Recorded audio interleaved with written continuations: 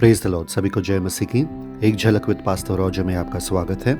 आज हम सीखने वाले मत्ती का सुसमाचार उसका पहला अध्याय, जिसका मेन उद्देश्य यह है हमें बताना कि मसीह का वंशावली और जन्म के बारे में। ये जो अध्याय है ये दो भागों में विभाजित किया गया है।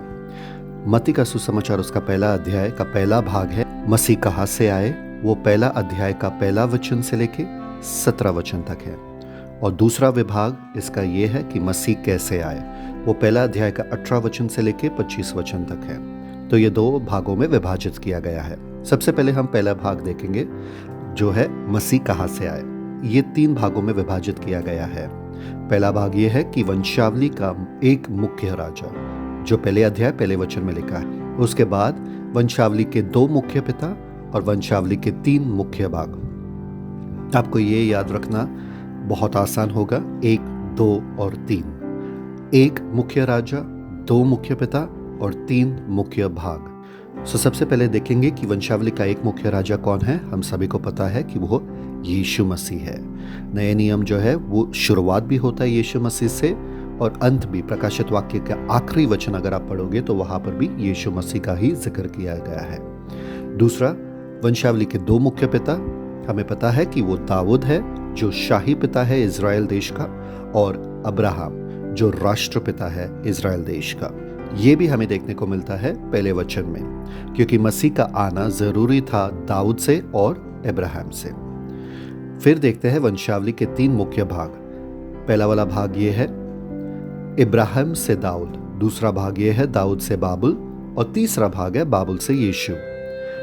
और ये विभाग जो है विभाजित किया गया है उसका 17 वचन में। अगर 17 वचन पढ़ोगे तो आपको पता चलेगा वहां पर कि 3 मुख्य भाग है इस वंशावली के। ठीक है, अब देखेंगे कि मसीहा कैसे आए। मसीहा कैसे आए वो हम देखते हैं 18 वचन से लेकर 25 वचन तक। 18 वचन में यूसुफ की चिंता।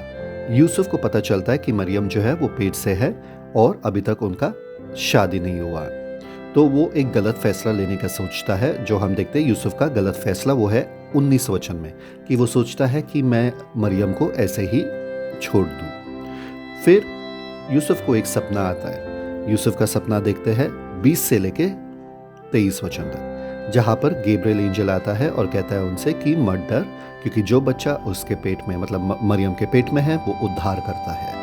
और आखिरी में देखते कि यूसुफ का सही फैसला 24 से लेके 25, वो मरियम को ले अपनाता है और वो बच्चे का नाम यीशु रखा जाता है और इमैनुएल कहलाते हैं, जिसका मतलब है कि परमेश्वर अपने साथ है, हमारे साथ है। तो यूसुफ की चिंता, यूसुफ का गलत फैसला, यूसुफ का सपना, यूसुफ का सही फैसला। चिंता में अक्सर हम गलत फैसला लेते हैं, पर जब परमेश्वर का वचन आता है तो हमें सही फैसला लेने का वो अनुग्रह देता है।